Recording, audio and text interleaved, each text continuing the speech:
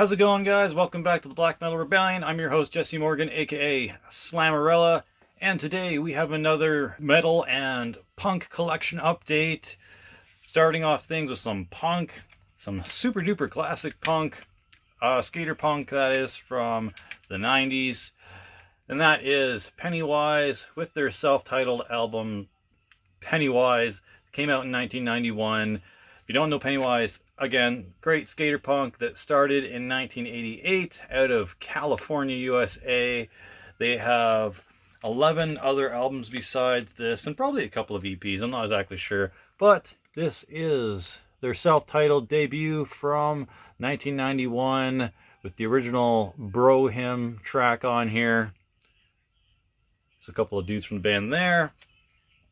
Not their greatest album, but for back in the day, this was probably really good in the scene. And even has the self-titled song Pennywise on there that's about Stephen King's dancing clown.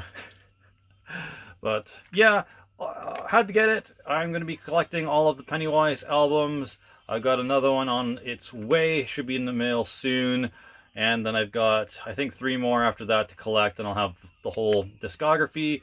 But yeah, I like Pennywise. They're a good skate punk type of band. Really enjoy their mid to later albums. Their second album and third album are really good too if you want to check them out. But let me know what you think of Pennywise. Are you into punk? And if so, are you into skate punk? Check out Pennywise. The next 2 or 3 is going to be something I've talked about in the last couple of videos here, just continuing on with my collection of these projects. The first one is the last that I need in the collection of Frankenstein drag queens from Planet 13, and this is their 4th album from 2001 called Viva Las Violence. Again, I feel like the cartoon variant covers are the probably represses, and the albums with the band members on the front in person are more than likely the original presses. But I'm just glad to have a copy of this, especially in jewel case, because I can't stand digibooks. I feel like they rot on your shelf just sitting there, and if they get water damage, they are absolutely fucked, and you have to buy an entire new album, whereas these you can just replace the jewel cases. So yeah, Frankenstein Drag Queens is a previous project of Wednesday 13 and Murder Dolls, etc. And this, again, is the last one I need to get from them. Technically, there's a compilation with re-recordings of a few songs and maybe 1 or 2 new songs that Wednesday 13 did called 6 Years, 6 Feet in the Grave. Pretty cool, has a neat album cover too, with like this dude playing a guitar in a hearse. I might pick that up, but I think I've seen it for like $30 plus shipping, so I don't know if I really want to pay that for songs that I basically already have just re-recordings of. But yeah, got this one. Has a funny track on here called Eat Drugs First, and has a clip saying, "I heard that rock musicians won't play a single note unless they eat drugs first." It's this kind of elderly lady who obviously has no idea what she's talking about, and they use that as an idea for a song title, so that's kind of funny. There's a track on here called Planet of the Apes. It's pretty good, and it has a cover of Ozzy Osbourne's Bark the Moon, but it's a little slower and a little less technical. Ozzy's version definitely better. But yeah, Frankenstein Drag Queen started in 1996. Excellent kind of horror punk band with cheeky lyrics and the odd metal influence here and there that came out of North Carolina. Maybe check them out if you're into Wednesday 13 or Murder Dolls. Speaking of Wednesday 13, I have one of the first EPs by said project called Bloodwork. I normally wouldn't track down EPs, but this did have, as you can see there, a version of We Love to Say, or I Love to Say Fuck, and this was the version I know mostly, so I had to get it. And then it has a couple of early editions of Skeletons and My Demise. It's got a cover of Tom Petty's Running Down a Dream, I think, on here, and then the first 2 tracks might be unreleased tracks, so it's got some cool stuff on here. Worth getting if you're a collector of Wednesday 13 projects and releases. I believe this came out just after Fang Bang and just before Skeletons. So that's why those two early editions of those songs are on here. So, yep, got that.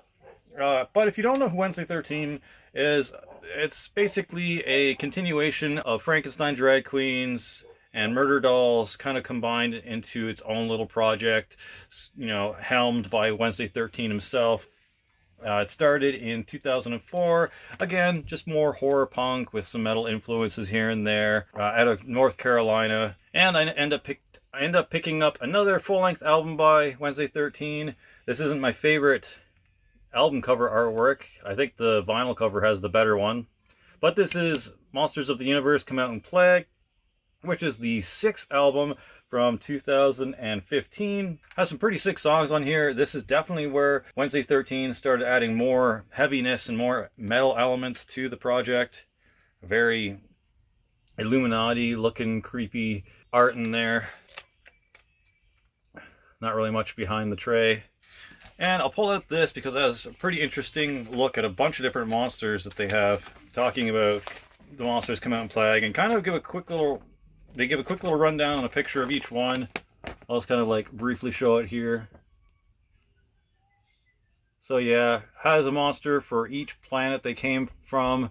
The names are kind of cheesy and whatnot, but I enjoy the artwork and I like lore, even if it's just random stuff. But yeah, you can see a bunch of the drawings there and the monsters, minus the glare. Holy shit.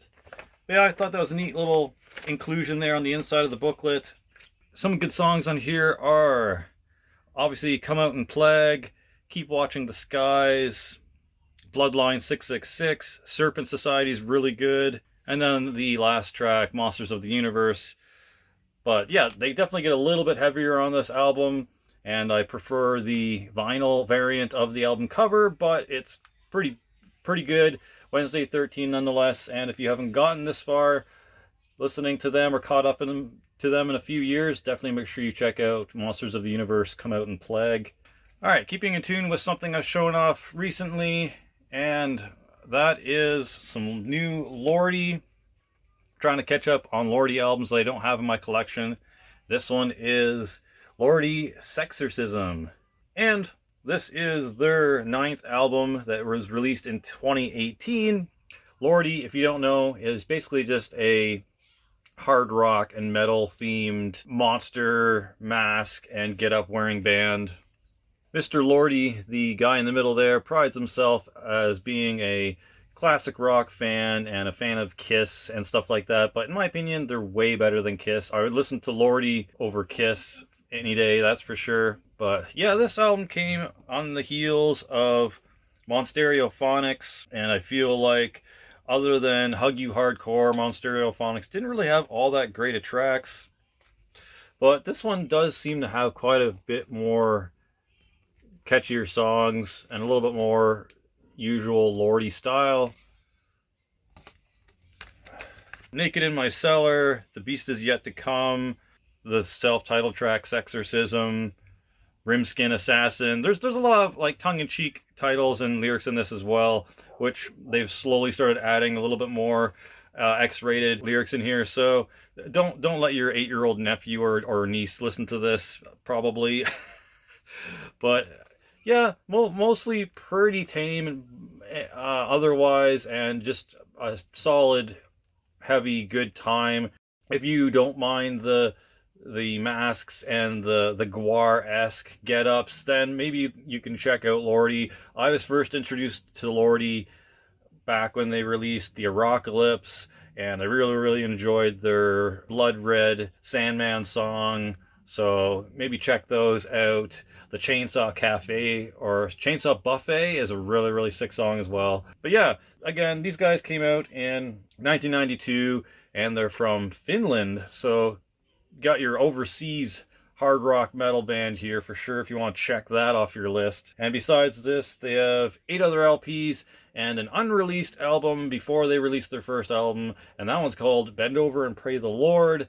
and it came out in a compilation that's no longer available, which sucks because I wish I could get my hands on that album. It doesn't really sound anything like Lordi from the Get Heavy or the Monster Show or anything like that, but it did have Mr. Lordi on vocals, I believe, and kind of was an early incarnation of this project.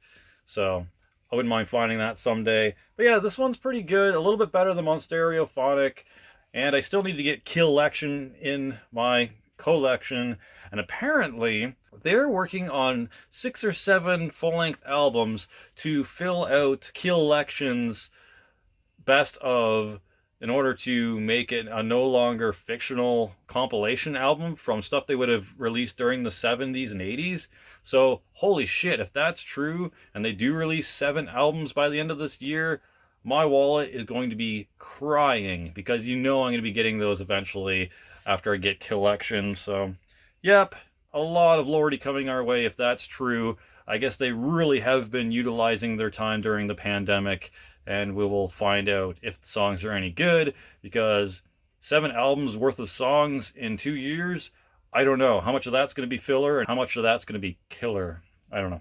But yeah, Lordi, check them out. If you've never heard them before, I think you might enjoy them regardless of why you come to this channel. All right, moving right along to something a little controversial, because this dude has been Me Too'd into the ground, and he's basically been canceled by cancel culture. So what I'm talking about is Marilyn Manson with the most recent release, We Are Chaos. I wasn't originally going to get this because I listened to it a few times when it first came out, and it really didn't strike the best chord with me. It wasn't all that heavy in my opinion. None of the songs really were all that catchy or memorable. But the wife decided, when she was picking up some CDs for herself, to throw this on the list and just add it to her cart and pick it up for me. I gave it another listen, and it's actually not as bad as I remember it.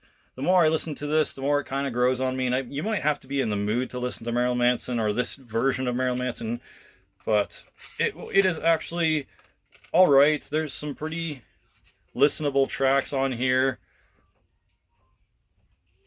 There's the CD. But yeah, it's a little interesting now that he's been canceled to death by all these people coming out and speaking out against him being a little bit of a sexual deviant and other things. So this is the time when you really have to separate the art from the artist and just focus on the music and the talent of the music, and just kind of put aside what the jackasses in the band do. So yeah, if you can do that, it's an all right album, and if you can get in the mood to listen to this album, you might find a few hidden gems, but it's not anywhere near Pale Emperor or Born Villain or High End of Low, any of those recent albums. Inside came with this poster of the original album art. That's kind of creepy. I didn't know that there was a version like this before it became what it became. I don't know if you can really see that with the glare, and I apologize for that, but really cool painting though. You know, it's creepy and colorful. And on the other side, just lyrics and that weird ass cross. But yeah, so that came with it. That is a really creepy painting. And sadly, it's not attached in here at all, and there's no slot for it to fit in. This side is just glued shut. So yeah, it's a digibook, basically a glorified cardboard sleeve. I don't know if I can fit this in here with the CD or not. I'm gonna try actually, because this thing flying out is pissing me off. All right, there we go. Fuck it, stretch the shit out of it, but it fit in there. So yeah, have you listened to We Are Chaos? Did you give the new Manson album a shot despite all the canceled drama that's going on with this dude right now? And if you did, let me know what you think of the songs. Obviously, it's not anywhere near as heavy as his previous stuff, but did you jive with it anyways? And what the fuck is up with him having a country music producer working with him on the... I don't know what that's all about, but that was interesting to find out. Anywho, yep, new Marilyn Manson. Don't really need to tell you more about it. Just industrial goth metal, started in 1989 from Ohio. Lots of other albums to check out. All right, ending on a high note, I obviously am into punk, and I'm a, collector scum. So even though I wasn't a big fan of the last album, maybe like 3 songs most, I still picked up the new Offspring. Offspring are a skate punk band that started in 1984 and have about 9 other albums besides this. This is their 2021 release, Let the Bad Times Roll, and is their 10th album, and is surprisingly pretty darn good. I was not expecting, once again, this to be that decent. I want that on a shirt. Nice.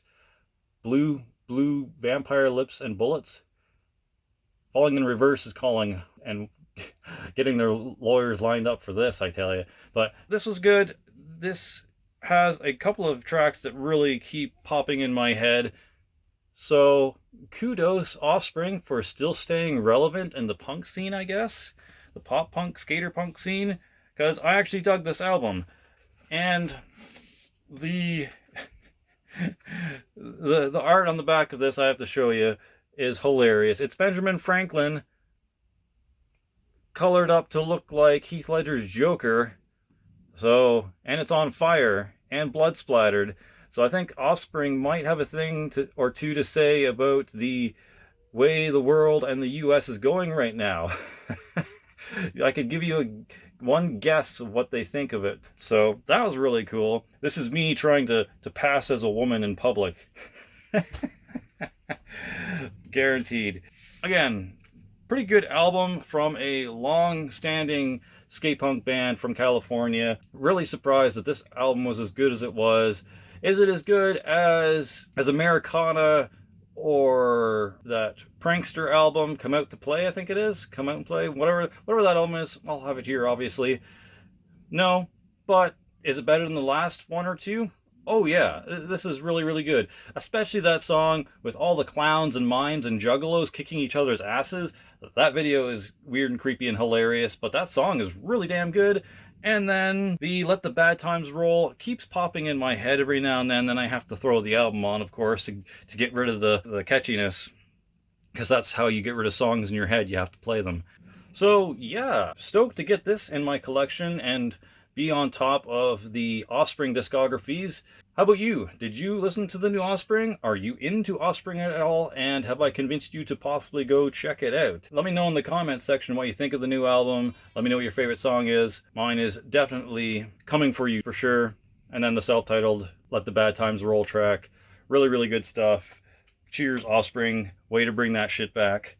And lastly, ever heard of this band? Egypt Central? Yep. Cool stuff. Definitely go check them out. Might be doing a video about them in the future and about 5 or 6 alternative metal albums that you probably won't be able to find or get, but also might want to check out. Anywho, that's it for this collection update. That's my stack for today. Hope you enjoyed.